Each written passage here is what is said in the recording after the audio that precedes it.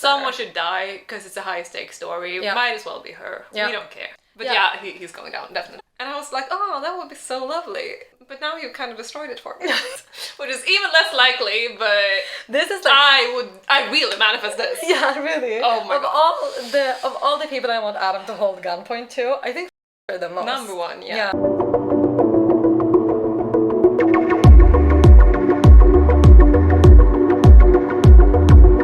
Hello and welcome to Obviously Queer with me, Katja.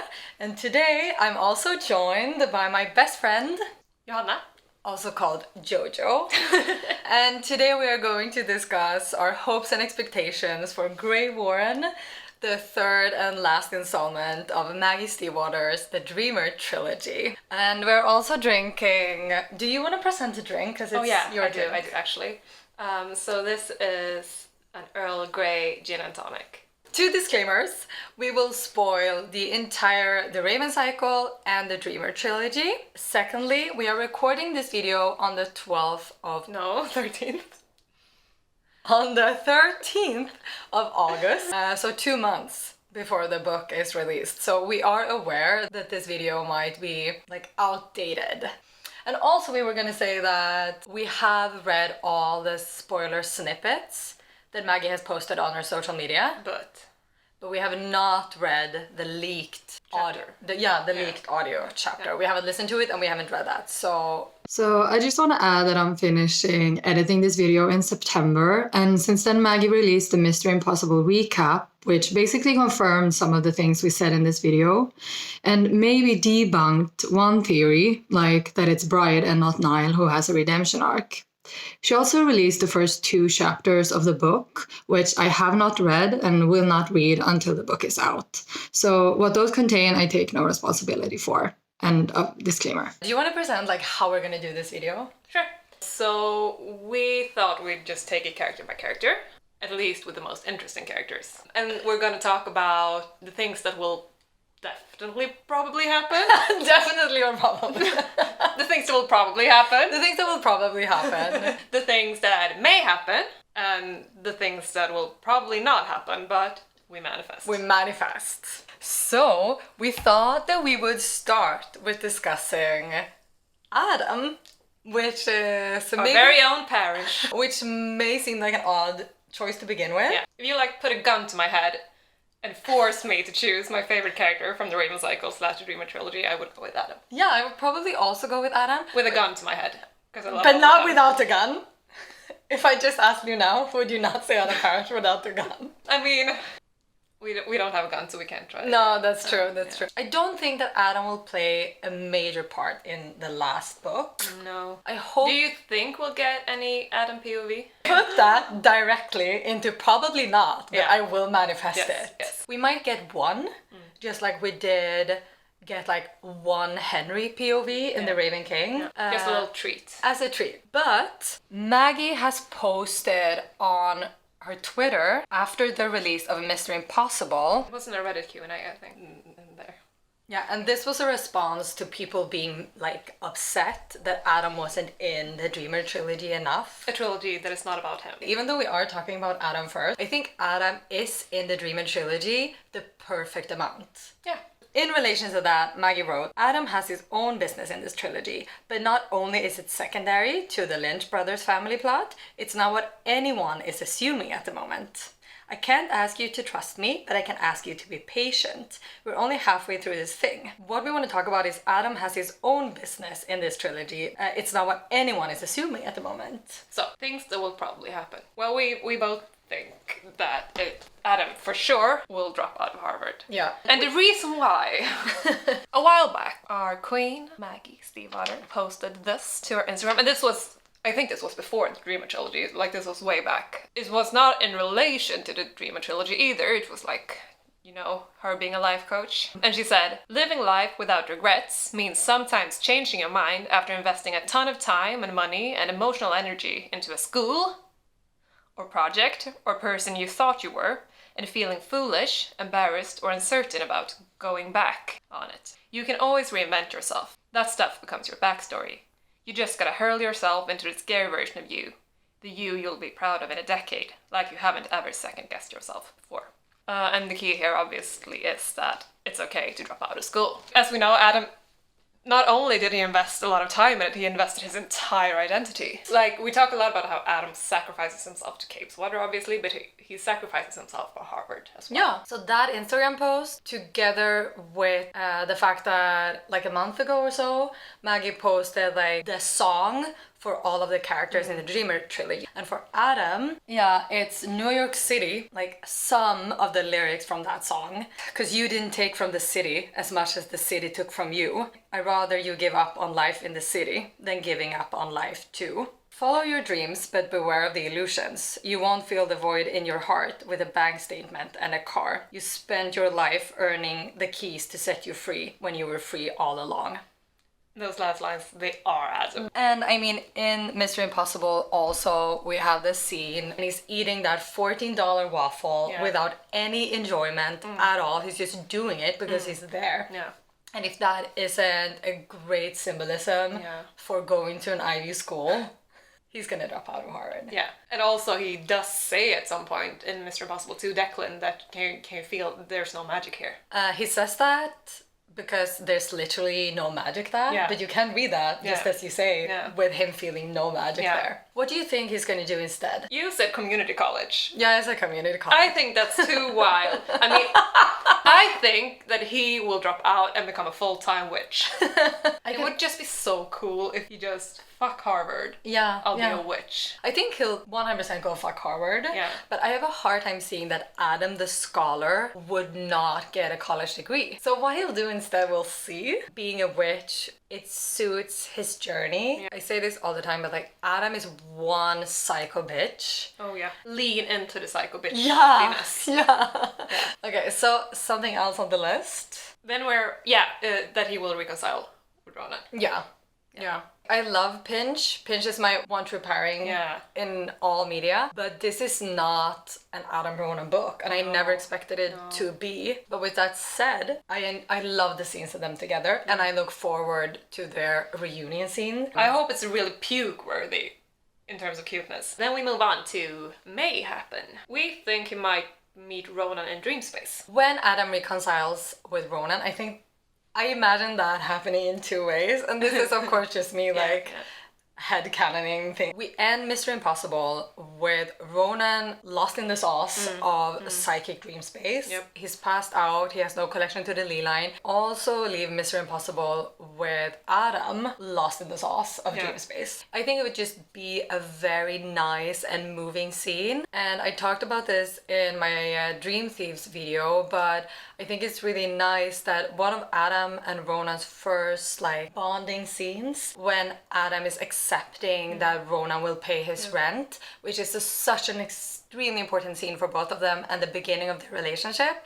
that takes place in dream space. So as like a circle motions, but I know that Maggie loves, it would be nice if when they meet each other and reconcile and see each other, like really see each other again after all of this, that also was in dream space. Yeah. I think that would be nice. Another thing that might happen to Adam in dream space is he might meet Liliana or maybe Hennessy in order to then team up with Carmen, Liliana, Hennessy, and really that's all we want. Yeah, I think... We really want them to team up. Like much more than Adam and Ronan meeting in dream space, I want Adam to team up with the girls. Yes. That would be such a killer team. Mm-hmm. In Mr. Impossible, the interaction that I wanted the most was Adam and Declan, which we received. It was amazing. Amazing. For Greywaren, I just want Adam Hennessy. Yeah. Which brings us to... What brings us to what will probably not happen, but we manifest. And that is Adam holding Hennessy at gunpoint. Yeah. This is all yours. Yeah. I don't really manifest this, but okay. When Hennessy talks about Adam in Mr. Impossible, it's clear that she has a lot of like prejudice and expectations about how he is as a person, based on what he looks like and the fact that he's dating Ronan, who is this very masculine, like aggressive criminal almost. Okay, so in Mr. Impossible, super criminal, like super criminal dude. Yeah, I mean, we love their dynamic, and Adam is this, it looks like this blonde, normal, nice guy. and Ronan looks like someone who could kill you, but in reality, it's the other way around. Out of all of them, he's the only one who's already killed someone. Yeah, Adam's the only one who fucking killed a man. So I would just love for Hennessy to see Adam in his gloriness of ruthlessness, which he has in himself. So things that will probably not happen, but that I manifest, is that Adam will hold Hennessy at gunpoint, or that Adam will hold Fletcher at gunpoint. Which is even less likely, but this is like I really manifest this. Yeah, really. Oh my god. Of all the people I want Adam to hold gunpoint to, I think Fletcher the most. Number one, yeah. Yeah, I just want Adam to show his roommates who he really is. His true colors. I want him to lose it at Harvard. Yeah, because all the lies that Adam's told at Harvard is going to backfire. I think it's going to come to a point where he can't keep that up anymore. Yeah. He needs to be himself and shoot someone. This, I think, is the most likely one. Right. Yeah. I just think it would be so sexy of him. Moving on. Are we done with Adam? I think we're done with Adam. Yeah. Ronan Lynch. Ronan Lynch. Yeah. Here we have a lot of stuff that will probably happen. It seems like Ronan's trajectory is pretty, like... clear? Smooth. I don't know what trajectory means. Trajectory. Never mind then. His path. His path, okay, his path. Yeah. Something that Maggie has said is that this will be a joyful comfort read. Which means that Ronan will be happy. Yeah, she posted on Twitter this July, no spoilers, but The Raven Cycle and The Dream Thieves was a series... Such a spoiler.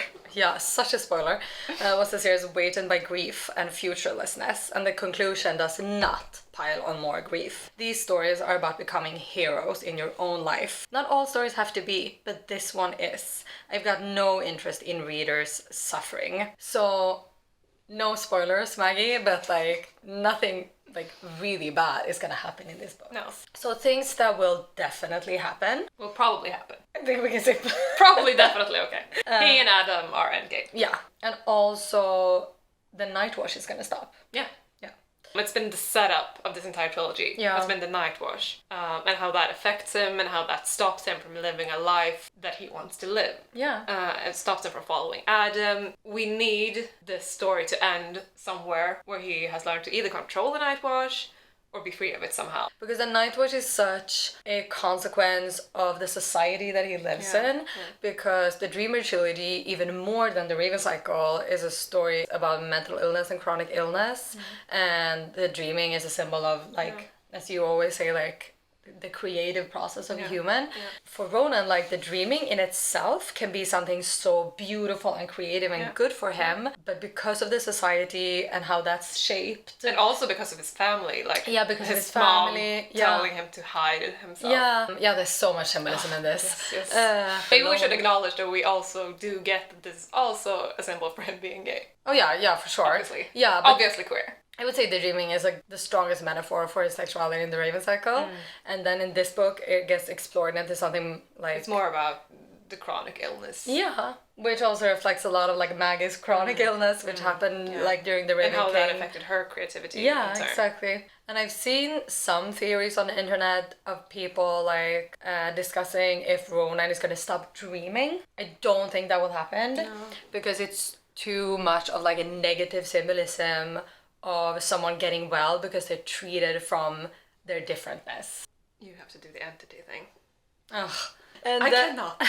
We will find out what Greywaren means. Sort of the promise of the title of the book. Because we've had that word since Raven Boys. Yeah, since the Raven Boys. Back then we thought, okay, it's that he's a dreamer. But then we get many thieves, only one Greywaren. Yeah, and that's in the Dream Thieves. Yeah. And it just grows and grows. Like when they're in the black market, people talk about the Greywaren. So what does that mean? And I think this has been talked about so much since the Dreamer Trilogy started that it doesn't really feel like a theory anymore. But then we talked about it before this video, and it's not, like, it could be something else, but everyone talks about the fact that Ronan must be some kind of dream entity dreamt into the shape of a person. Which brings us to some poetry. In the epitaph of Mr. Impossible, we have a bit of a poem by Robert Frost, Spoils of the Dead. Flower-guided it was that they came as they ran, on something that lay in the shape of a man.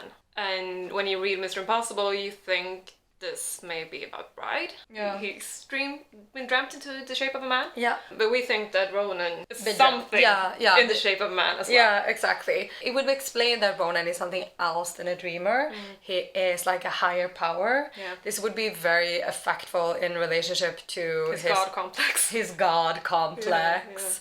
Yeah.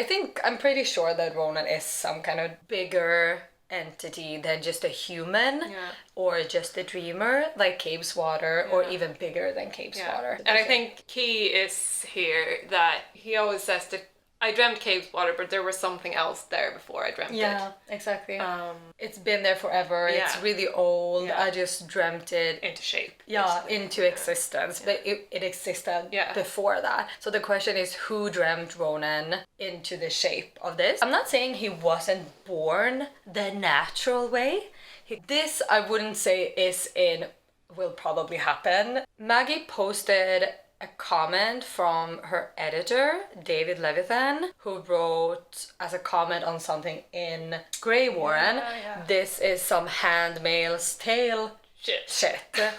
Which is interesting because then we're talking about some kind of surrogacy. That just thought that like, oh, okay, so Aurora, Nile, or Neil, we say that differently. I say Neil because that's how they say it in the audiobook. Yeah, and I say Nile because of the way that I speak. The New Fenian and Morocora, maybe all of them were involved in a foursome. Yeah, in a foursome, in the making of Ronan. Yeah. These crazy people, Morocora and Nile, met and they were like, hey, another really crazy bitch, you know what we should do? We should dream this huge dream entity into the shape of our child. What if we created the body for this dreamt entity that is out there? One of my theories is that these four created Ronan in some kind of like weird ass ritual because they wanted to create the Greywaren and they figured out how to do it. Another theory that I've read is that Ronan dreamt himself into the shape of a child when he was born.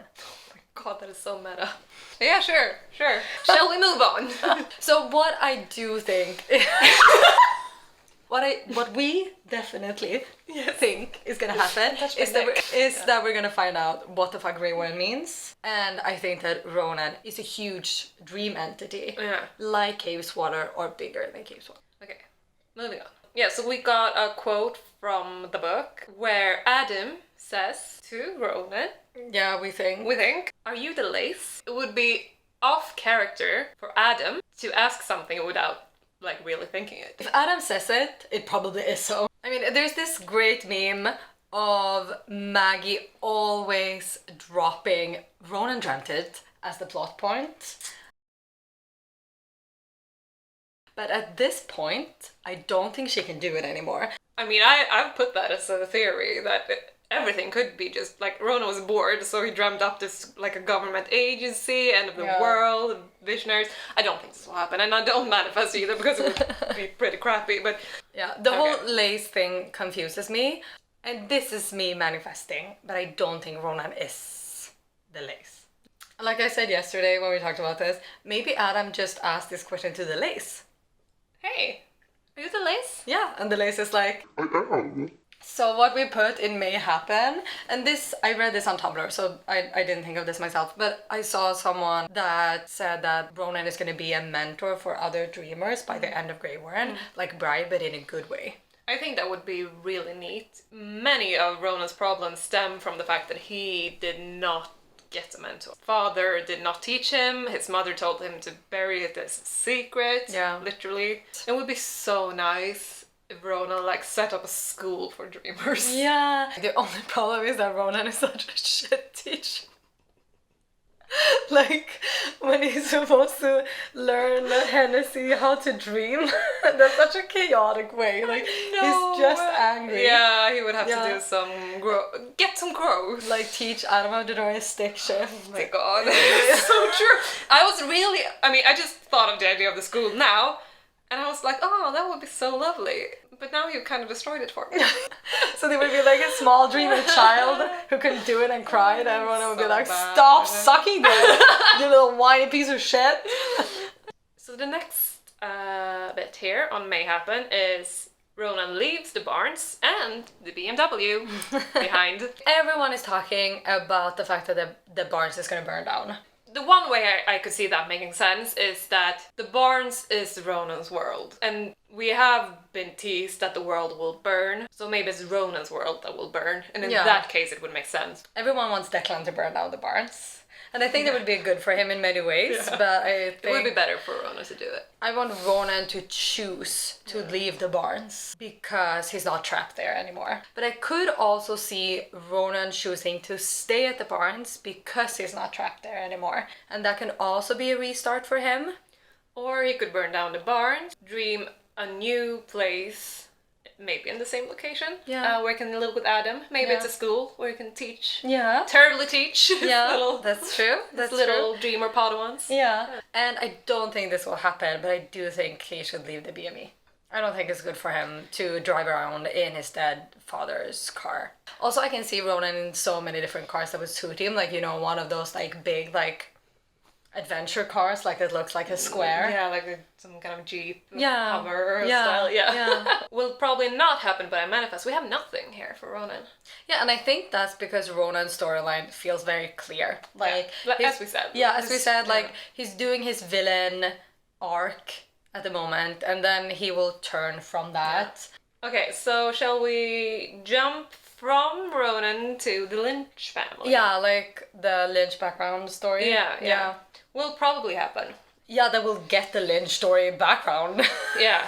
We also think that there will be a Neil redemption arc. We're sorry to see it, because we love to hate him. Yeah, really, I enjoy it. I don't want him to be redeemed. No, me neither.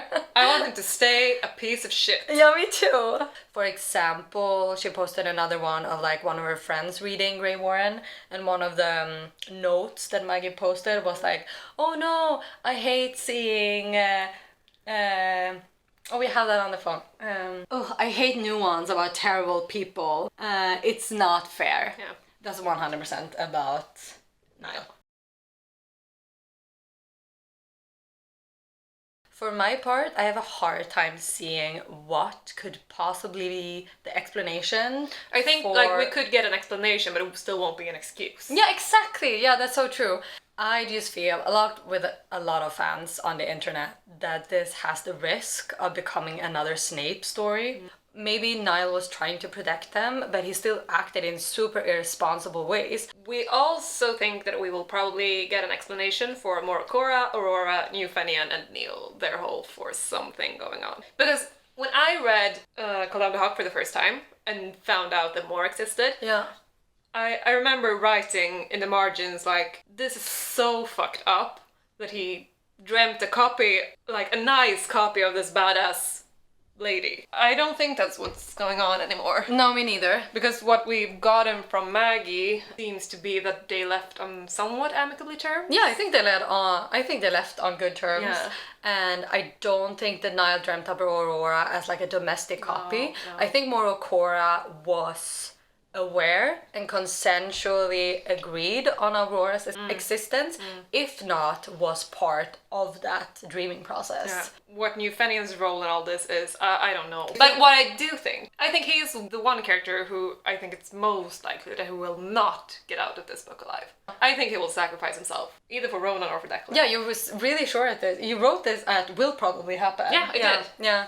I really think so. I mean, he's too nice.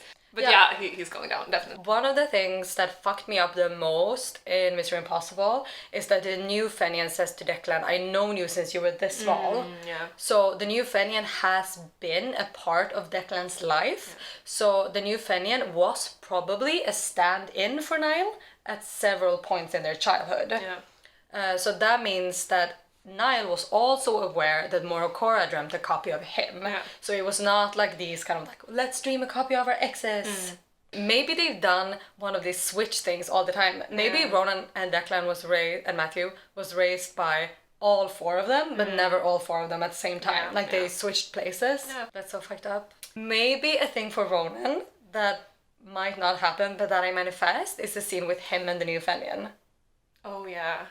Because true, yeah. what if New Fenian was a really important part of their childhood, like he actually was there, then Ronan can meet his dad again, Yeah. someone who was his dad without his knowledge, And maybe get some closure. and get some closure in that. Yeah. We manifest. May happen to the Lynch family. The woman from the Opal story returns. Yeah, I waited for this since Opal, obviously. And the lady in the Opal short story is described as having dark hair and super blue eyes, which is the characteristics of the Lynches. And she comes to the barn and she snoops around. She looks at a portrait of Niall and says like, Damn you. Right. In the Raven cycle at one point, I think Ronan references to his aunt and uncle. And in Call Down the Hawk and Mr. Impossible, I can't remember which one of them, he talks about these aunt and uncles at several locations. I said it could be Morakora in a wig, but she did not buy that theory. No, I don't think it's Morakora in a wig. I think it's Ronan's aunt. Yeah. And she added that quote from Opal about that lady in one of her snippets collages. Maggie's actively putting that in our faces again. Is that on Might Happen? May happen, yeah. I'm moving that to probably. Courageous of you. Yeah, no. Be feeling a bit bold. Maybe it's because I had half a gin and tonic. Okay, so it will probably not happen, but I manifest. This is just me being silly, really, but Neil is alive after all, and Declan gets to shoot him and or punch him in the face. We don't want Neil alive. No, none of us manifest that. Speaking of Declan, shall we go to Declan? You know what I said about gun to my head and saying that Adam is the favorite character? The person / character who makes this a little bit difficult for me is Declan Lynch, because I love him. I love him so much. I know you do. So, will probably happen. He lives. Yeah, he lives, for sure. Declan Lynch will make it out of this book alive. Yeah, and I just want to say that I've said this from the start. Yes, you have. I was very worried. I mean, everyone talked about Declan dying. Yeah. With good cause, because of that. Maybe we'll all be driving to your funeral in the end. Yeah, but as I always said, it's too on the easy. nose. Yeah, it's too on the nose. It's a red herring for sure. Yeah. You cannot put Declan dying in a book and call it a joint read. And also, she has said that Ronan will be happy at the end of the book. Yeah. And he would not be happy if his brother had died. May happen. This is a personal favorite of mine. Fakes his own death. Yeah. Because I think it would be so damn beautiful if Declan and Jordan went to get new social security numbers together and forged new identities. Yeah, both of them. I know. That's true. That would be so sweet, right? Because Declan fakes his own death. And then we would get to drive to his funeral. So I love that idea. Also, like, he is going down a criminal path, so he may... I don't know why he would have to fake his own death. To get out of the criminal world. But I want them in the criminal world. Yeah. May happen, we've put gets to be with Jordan, because we're not sure of this. Because of it was a tragedy. It was not pussy.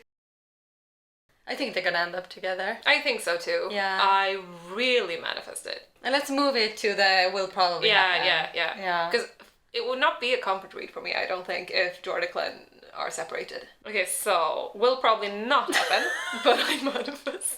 These are all mine. This is you. Declan is not Bay. Okay. He is the first male to join Boudica as an illegal art dealer, and Moore is proud of him.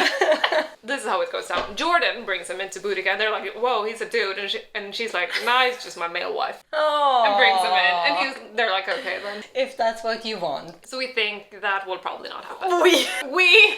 The two of us. Don't bring me into this weird ass theory. And then the other one is Moore gives him a hug and apologizes to him for leaving him with his shitty father. Yeah, that's true. I can sign up on that one though. Yeah. She has to have a conversation with Declan. They're going to have a conversation. Will probably happen, I think. Conversation. Will probably happen. Yeah. Declan and Moore has a conversation. Will there be a reconciliation? So shall we move on from... There was something I was going to say, but... Will he have a beard? He has a beard. It's not even a discussion. I know, but does he still have a beard? Does he shave his beard off? No, he doesn't. Yeah, what I was going to say is that I don't think that we have too many like complex theories about Declan, because I think that Declan will be a major part of like Ronan's storyline. I really think that this last book, being only like a little over 300 pages, it's not gonna put too much new storylines in it. It's gonna be a book of just things being resolved. Wrapping things up. And what needs to be wrapped up? Like, Ronan needs to be wrapped up. His story needs to be wrapped up. His relationship with Adam needs to get, like, conclusion. And we'll get to that, but, like, Hennessy needs to get conclusion with Jordan. And, like, but Declan and Jordan, like, it's not so much left for them to, like... Should we do Jordan first? Yeah, we can do Jordan first. Let's do Jordan first. Will probably happen. This is my pet theory that Jordan is awake at the end because she is sweet metal. She has turned herself into sweet metal. She has created her own authentic life and her own identity apart from Hennessy. They even say at some point, like, no one would think they were the same person anymore. And she has done this by, like, pouring herself into her art and all that, but she has become something completely different. She's no longer connected to Hennessy in that sense. Yeah, she has turned herself into a work of art that is powerful enough to keep herself awake. I think this is so interesting. Like a year before Mr. Impossible, Maggie wrote this on Twitter. Tangling the dreaming in the physical art world lets me look at things I want to look at. Because here's the thing I want to think about while writing. What makes something an original, and what makes something a knockoff, a poser? At what point does a copy take on a life of its own and become its own thing? Enter Jordan Hennessy. For Jordan's story arc, this is the main issue. And here, I would like to also bring in Mr. Yeats, Maggie's arguably favorite poet. Yeah, I would say so. I would guess, whose quote is the title for Call Down the Hawk. But in his, like, one of his most famous poems, he says, "How can we know the dancer from the dance?" And I think that is probably, like, the overarching question of the trilogy. No, that's and true. that really manifests in Jordan. And how can she tell herself apart from Hennessy? And the way she figures out how to do that is to become her own person by turning herself into a work of art. So I think that's just such a beautiful thing that will probably definitely happen. So one of my favorite things about Maggie Stiefvater as an author is, as I talked about in many videos, the way that she takes like a question or a symbolism of something, and then she incorporates that in the story in the way that it's both a symbol and also Great plot. Yeah, like the actual plot. Yeah, it is so skillful. Yeah, it's so... Yeah. I'm just in awe of her, honestly. Anyway, we also think that Jordan will reconcile with Hennessy. Yeah, of course. I don't think we have to say much about that. It's gonna happen. Yeah. We don't have anything under may happen. Will probably not happen, but I manifest. This was mine as well. Declan wedding/elopement. When you wrote this first, I was like, yeah, they could get married, I guess. But then you said the thing that they would get social security numbers together and get married. Yeah. And I like that. Like a while back ago, Maggie posted like a scribblet of like her notes for the Dreamer Trilogy, and then it said it ends with an engagement. And then I posted on Tumblr that probably was a pinch wedding. I don't think that's gonna happen. You just like stirring up shit over at someone. Yeah. But maybe it's your Declan. Yeah, they're basically engaged already. Hennessy will probably happen. Reconciles with Jordan. I also said that this will be a more balanced relationship because the power has been redistributed. Like, we don't have that much for Hennessy, and I just want to say that, like, we love her. I love Hennessy. We want many scenes. Yeah, I mean, I thought about doing my own video about this also, just like the analyze of Hennessy and Jordan and like the difference between them. You feel so strongly about like Jordan and like the literature question like regarding Jordan's existence, and it's so fun because I feel so strongly for Hennessy. One of the major underlying like literary, like how would you say it? Literary. Ugh, terrible word. Questions regarding Hennessy. Hennessy dreamt Jordan without the memories of her trauma. Yes. And I mean, as someone who's lived through trauma, I think the question that you always keep asking yourself is, who would I become if I didn't live through this? Yeah. Who would I be if I didn't have this trauma? And Hennessy thinks this all the time. Like, there would be a version of Hennessy that would go to art school, that would like be a successful artist, would move abroad, but she's always like, I can't do this, it's not who I am. But Jordan can do it, because Jordan is literally Hennessy without the trauma. And it's such an effectful and powerful and sad way of playing with this thought that like every victim of trauma of any kind lives with. Like, who would I be? And I talked about this also in my video regarding Adam and Adam's trauma, that I think Maggie has this wonderful way of realistically portraying that trauma often makes you a less likable person. And Hennessy is the chaotic, non-coping version of Jordan. Why that is just so simply there. Like, Jordan is Hennessy without the memory of the trauma. I just love that so much. And like all the time where like Hennessy is like, Jordan is that kind of person. And she looks herself in the mirror, that magical mirror that shows you like the beauty on the inside. And she says, I look like Jordan. And it's... Oh, I'd forgotten about that! And I wrote, as will probably not happen, but I manifest, Hennessy gets over her trauma. I want two things for Hennessy more than anything else in this book. The first is for Hennessy to learn how to cope with her trauma, and the second one is that she's gonna hook up with Carmen. And those are equally important to me. Okay, so we're gonna just wrap up with some like more general theories. For example, Matthew will probably happen. He wakes up, and I think that we will have more Jordan mentoring Matthew moments. Yeah. So I think Jordan will teach him how to be awake without Ronan. Yeah. How to be his own self. He's wrestling with, it's so new for him knowing that he's a dream. So he's like, is it even possible for me to be my own self? Yeah. And what's heartbreaking, of course, is that he was trying at the end of Mr. Impossible. He had gone to the high school trying to enroll. Also, this, I don't know if this is a theory. When Niall dies, Aurora stays away for 3 days without him. Is that because she almost made herself a sweet metal? I would like that. Will probably not happen to Matthew, but I manifest. Jordan takes him to get a cool tattoo that Declan hates. I just want to see more bonding with Jordan and Matthew, and I think that would be nice. Overall, I think I would like to see all of our manifestations for the characters is them going outside of their comfort boxes. And for Matthew, I would really see him just like doing rebel things. And for Hennessy, I just want to say, I want to see her do less rebel things. Yeah, and Ronan. They need to settle down, and they also, did we say that they also need to reconcile? Because I loved Ronan and Hennessy's interactions. Their dynamic their dynamic is amazing. I was so sad by the end of Mr. Impossible when they fought. Hennessy needed to shut down Ronan's shit. Yeah, and I love that she ended up with the girls. Oh yeah, she needs a girl squad. A new girl squad. A new girl squad. Rest in peace. Oh. One of the things that I wrote on others is that I hope that Liliana dies. I'm sorry, but I'm not sorry.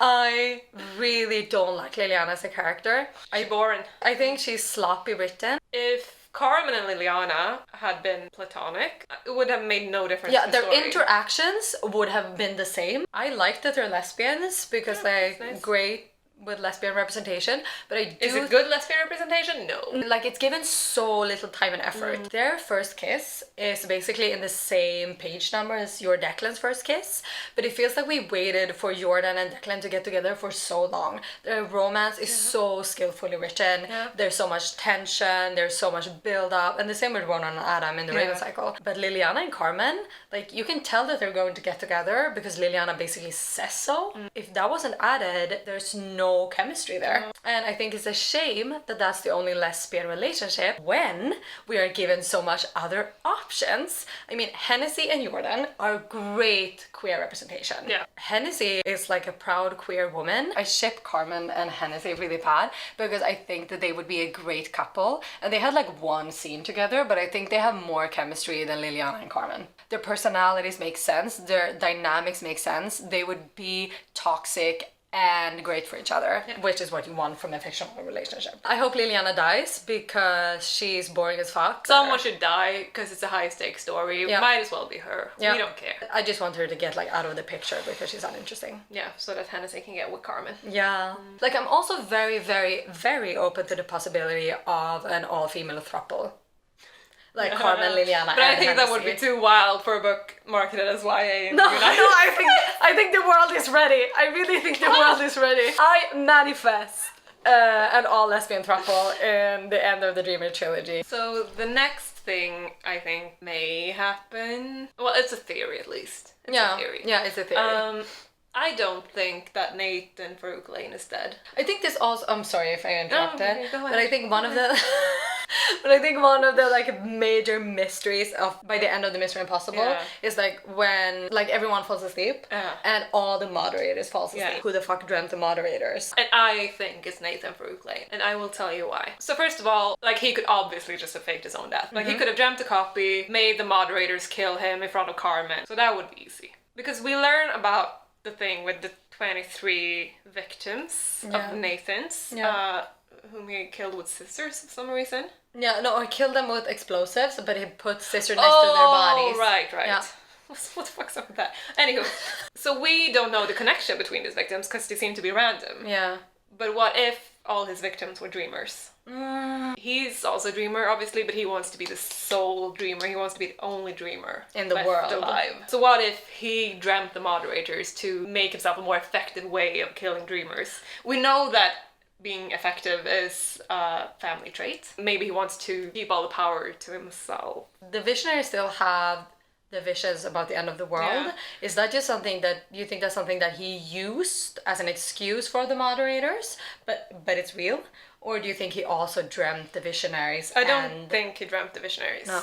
I think he somehow learned about them and then he uses his moderators to get to them. And he's putting Carmen through all of this just for like... For funsies. Yeah, for funsies. Because I think we have unfinished business with this guy. Yeah, I mean, he takes up way too much place in the books for it to not lead Especially, anywhere. I mean, if we only had that scene in Call Down the Hawk, it would be fine. Oh yeah, for sure. But the entire thing with the scissors and the victims and that whole backstory, we wouldn't get that if and it like wasn't his important. manifesto is in Mystery Impossible. Yeah. And I read that in preparation for this video, but I didn't understand shit.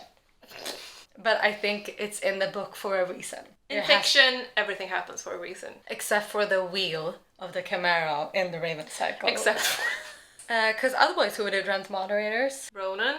I did mention that maybe he dreamt the whole shebang. Yeah, so. maybe Ronan was so bored and so depressed and unhappy that he dreamt the visions for the visionaries, the moderators, Bride.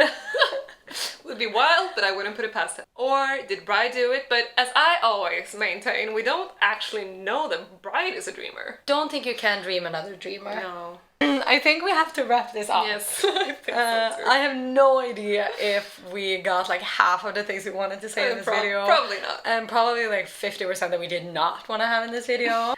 So thank you so much for watching. If you stayed this long for the video, I would love a comment if you agree with this or not. And it's always nice with a like and subscribe. I mean, in 2 months' time, we'll get the book. Like, we'll actually get the motherfucking book. I manifest.